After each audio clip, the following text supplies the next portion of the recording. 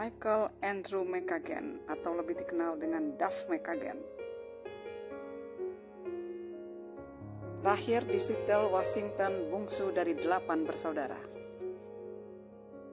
Meskipun dikenal sebagai pemain bass, Duff McCagan juga bermain drum di beberapa band. Pada tahun 1984, Duff McCagan bekerja untuk waktu yang singkat di restoran. Ia bekerja sebagai appetizer server sebelum dia membuat gebrakan besar dengan GNR. Menjawab dari sebuah iklan untuk pemain bass di sebuah majalah lokal, Duff McCagan menuju ke California. Pada usia 19 tahun di California itu, ia pertama kali bertemu dengan Slash dan drummer Steven Adler. Ketika saya bertemu Slash dan Steven untuk pertama kalinya, katanya itu aneh, karena aku belum pernah bertemu orang seperti ini sebelumnya. Kami pergi keluar malam itu dengan mabuk. Dari puing-puing dari band LA Gun dan Hollywood Rose, Axl Rose dan Izzy Stradlin bergabung dengan Tracy Gunn dan Rob Garnett untuk membentuk Gun N' Roses. Duff McCagan menjadi basis band menggantikan Beach, dan setelah 2 hari latihan, kelompok yang baru terbentuk memainkan debut mereka di panggung sebagai GNR pada Kamis malam di Troubadour. Ketika Gun N' Roses menjadi terkenal di seluruh dunia, saat itu pula nama Duff McCagan terkenal sebagai Raja Vodka.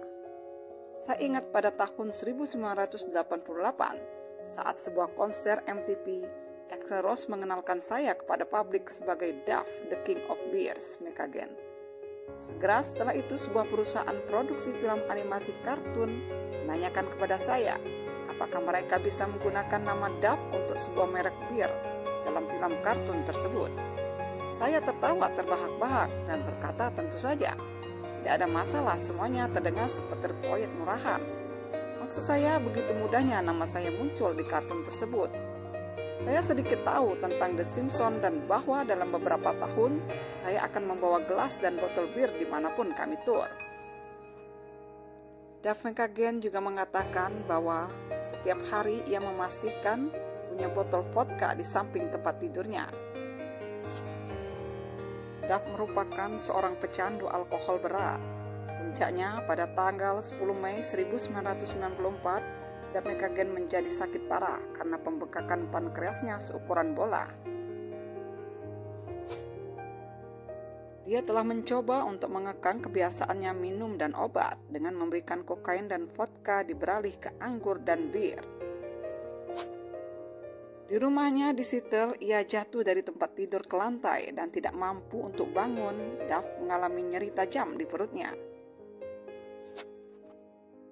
Duff pun dibawa seorang teman dekatnya ke rumah sakit Medical Center di Seattle. Pankreas Duff McCagan membengkak dan enzim pencernaannya telah bocor ke dalam tubuhnya. Dokter tidak segera mengoperasinya, melainkan Duff McCagan dipantau selama beberapa hari. Jika operasi telah terjadi, maka Duff McCagan akan harus menghabiskan sisa hidupnya di dialisis. Pembengkakan turun, dan McCagan telah mendapatkan pelajaran yang keras. Para dokter mengatakan kepadanya bahwa jika ia tidak berhenti minum, ia akan mati dalam waktu 1 bulan. Jadi dia memutuskan untuk tidak mabuk lagi. Setelah kejadian itulah, Duff McCagan berhenti untuk tidak meminum alkohol.